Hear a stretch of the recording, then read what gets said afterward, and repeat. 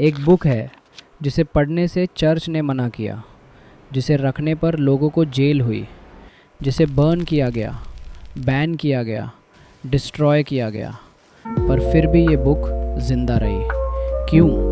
क्योंकि इसमें वो था जो हर किंग, हर रूलर, हर पावरफुल इंसान जानना चाहता था, द सीक्रेट ऑफ पावर। और जिस आदमी ने ये लिखा उसे दुनिया ने डेविल कहा। उसका नाम निकोलो माकियावेली। और आज 500 साल बाद मैं तुम्हें बताने वाला हूँ वो सीक्रेट्स जो तुम्हारे टीचर्स ने छुपाए, जो तुम्हारी बुक्स से डिलीट किए गए, जो सोसाइटी नहीं चाहती कि तुम जानो। क्योंकि अगर तुमने ये जान लिया तुम उनके गेम को समझ जाओगे, और वो नहीं चाहते कि तुम समझो। पर देर हो चुकी है, क्योंकि अगले 9 मिनट में तुम्हारी आंखें खुल जाएंगी, और एक बार खुल गई तो बंद नहीं होंगी। लास्ट वार्निंग, ये वीडियो डेंजरस है, तुम्हारे लिए नहीं, उन लोगों के लिए जो तुम्हें कंट्रोल करना चाहते हैं। रेडी? तो चलो एंटर करते हैं the darkest chapter of human history. 1513 रात का 2 बजे एक छोटा सा रूम, मोमबत्ती की रोशनी और एक टूटा हुआ आदमी। उसकी उंगलियां कांप रही हैं, not from cold, from fear. कुछ महीने पहले इसी आदमी को टॉर्चर किया गया था, रस्सी से लटकाया गया, हड्डियां तोड़ी गईं। क्राइम क्या था? इसने सच बोला। इसने पावर के खेल को एक्सपोज करने की कोशिश की, और पावरफुल लोगों को ये पसंद नहीं आया, तो उन्होंने इसे ख़त्म करने की कोशिश की। पर यह आदमी मरा नहीं, और अब इस अंधेरे रूम में ये रिवेंज ले रहा है। Not with sword, with words. ये लिख रहा है वो बुक जो दुनिया को हिला देगी, the Prince, the most dangerous book ever written. क्यों डेंजरस? क्योंकि इसमें वो है जो किंग्स अपनी प्रजा से छुपाते हैं, जो रिच लोग पुअर लोगों से छुपाते हैं, जो पावरफुल लोग वीक लोगों से छुपाते हैं, the real rules of the game. और माकियावेली ने सोचा, अगर मैं मरने वाला हूँ तो कम से कम सच तो बता दूँ। और उसने लिखना शुरू किया, हर वो सीक्रेट जो उसने किंग्स के दरबार में देखा था, हर वो ट्रिक जो उसने युद्धों में देखी थी, हर वो मैनिपुलेशन जो उसने पॉलिटिक्स में देखी थी। कोई फ़िल्टर नहीं, कोई शुगर कोटिंग नहीं, जस्ट रॉ ब्लीडिंग ट्रूथ। और जब ये बुक कंप्लीट हुई तब शुरू हुई असली कहानी। बुक पब्लिश हुई और केओस शुरू हो गया। चर्च ने इसे इंडेक्स लिब्रोरम प्रोहिबिटोरम में डाल दिया, the list of forbidden books. किसी ने इसे पढ़ा? एक्सकम्युनिकेशन, चर्च से बाहर। किसी ने इसे रखा? अरेस्ट, जेल, डेथ पेनल्टी तक। लोगों ने इसकी कॉपीज़ बर्न की, स्ट्रीट्स पर, पब्लिकली। ये बुक इतनी डेंजरस क्यों थी? क्योंकि इसने एक चीज़ कर दी जो कभी नहीं हुई थी। इसने पावर को डीमिस्टिफाई कर दिया। पहले लोग सोचते थे किंग्स गॉड के रिप्रेजेंटेटिव हैं, वो स्पेशल हैं, डिवाइन हैं, उनके पास पावर है क्योंकि गॉड ने दी है। पर माकियावेली ने कहा, नो, पावर एक स्किल है, एक गेम है, एक स्ट्रैटेजी है। कोई भी सीख सकता है, कोई भी प्ले कर सकता है। और ये था द मोस्ट डेंजरस आइडिया, क्योंकि अगर कॉमन लोगों को पता चल गया कि पावर कैसे काम करती है तो वो भी पावर ले सकते हैं। और यही तो पावरफुल लोग नहीं चाहते थे। इसीलिए बैन, इसीलिए बर्निंग, इसीलिए फियर। पर यहाँ आयरनी देखो, जितना इस बुक को बैन किया गया उतना ये फेमस हुई। हर किंग ने इसे सीक्रेटली पढ़ा, हर जनरल ने इसे स्टडी किया, हर पॉलिटिशियन ने इसे मेमोराइज किया। पब्लिकली वो इसे कंडेम करते थे, प्राइवेटली इसे बाइबल की तरह यूज़ करते थे। नेपोलियन सोते वक्त इसे तकिए के नीचे रखता था, मुसोलिनी ने इस पर पीएचडी की थी। हिटलर के पास इसकी एनोटेटेड कॉपी थी। स्टालिन ने इसे रशियन में ट्रांसलेट करवाया था।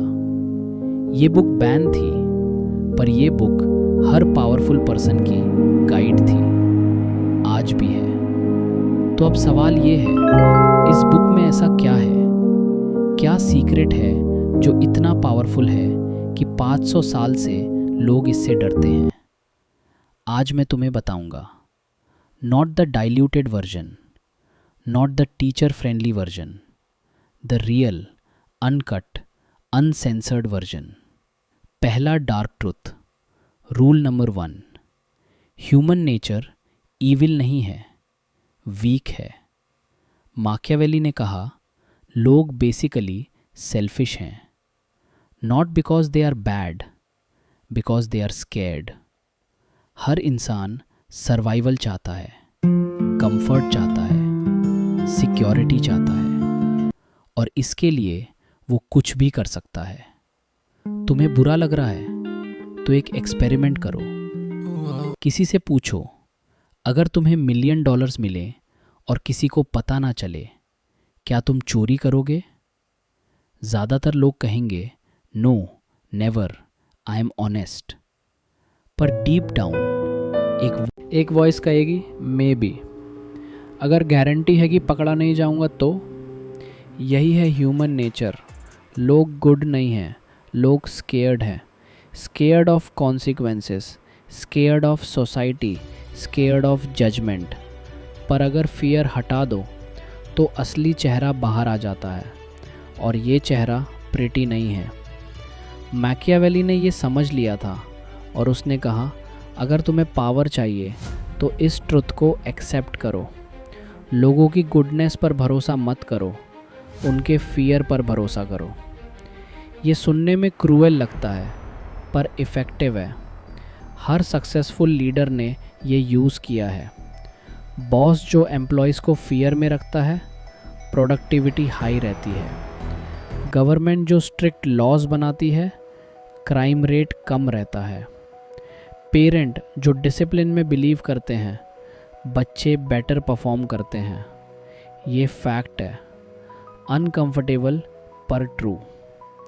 दूसरा dark truth, rule number 2, love is a liability.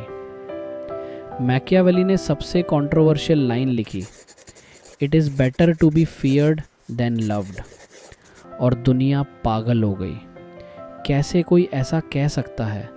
Love सबसे पावरफुल इमोशन है ना?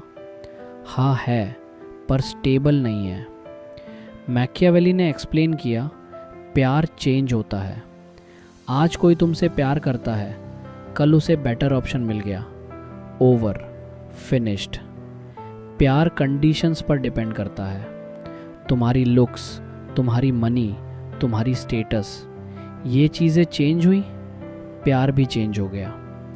पर फियर कंडीशनल नहीं है, फियर कंसिस्टेंट है।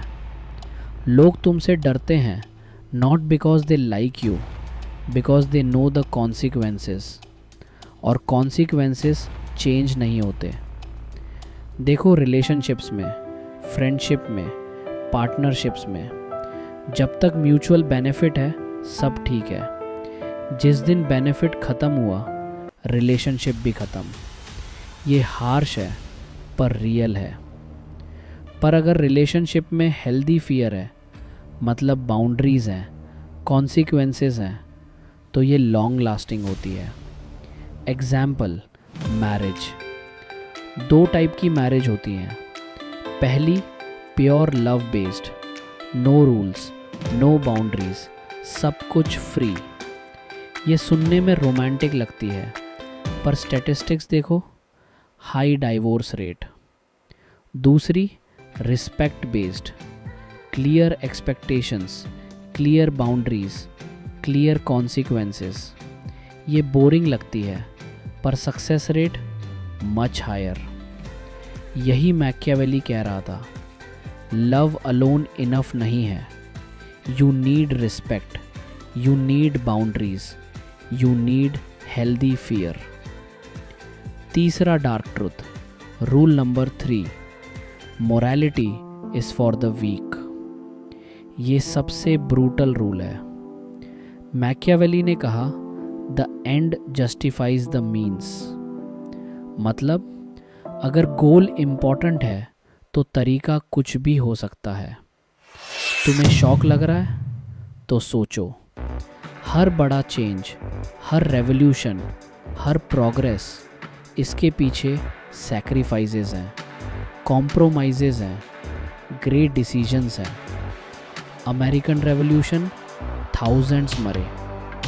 French revolution, blood bath. Indian independence, violence, partition, death.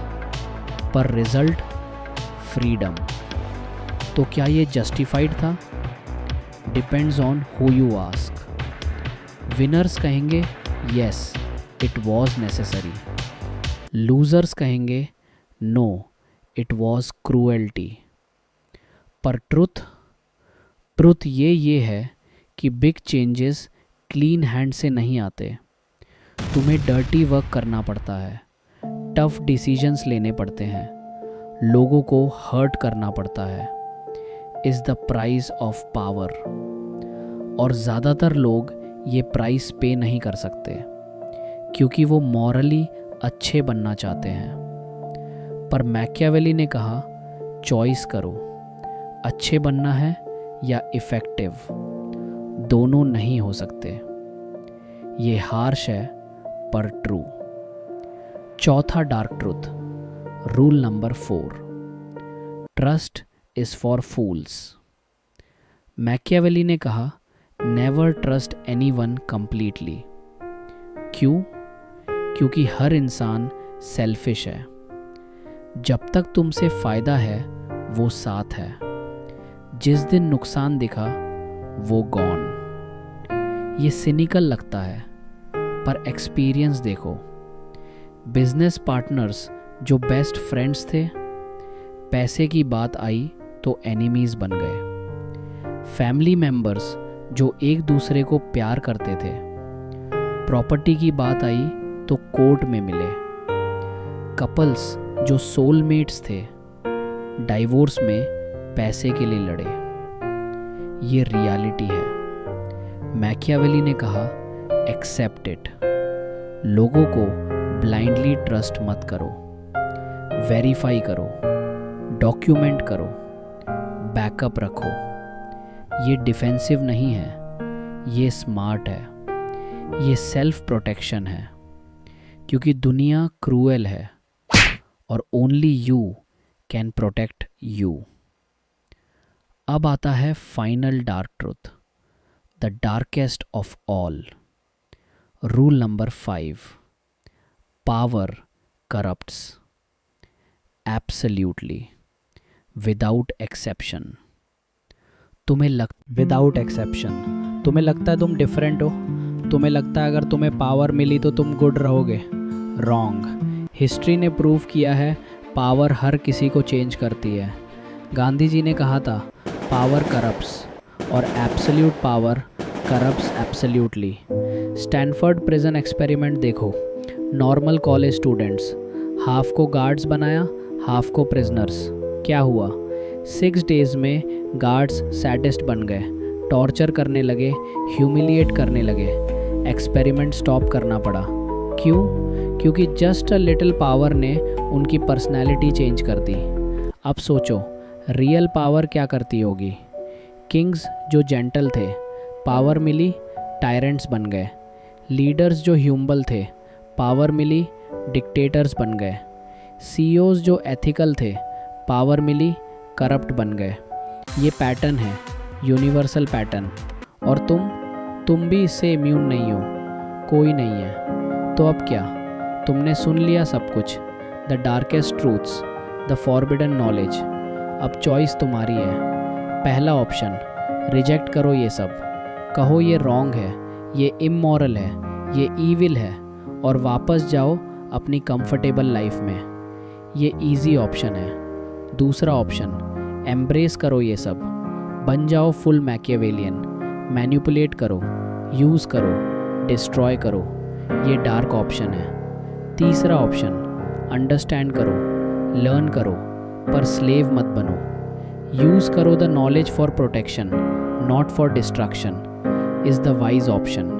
Machiavelli ने ये नॉलेज इसलिए नहीं शेयर किया कि तुम मॉन्स्टर बनो, उसने इसलिए शेयर किया कि तुम नाइव ना रहो, कि तुम अंडरस्टैंड करो दुनिया कैसे काम करती है, कि तुम प्रोटेक्ट कर सको खुद को। पर ये मत भूलो, पावर इज़ अ टूल है, और टूल गुड या बैड नहीं होता, यूज़र होता है। तो तुम क्या चूज़ करोगे? चॉइस योर्स है। पर अब तुम इग्नोरेंट नहीं हो, अब तुम इन्फॉर्म्ड हो, और information, that's the real power.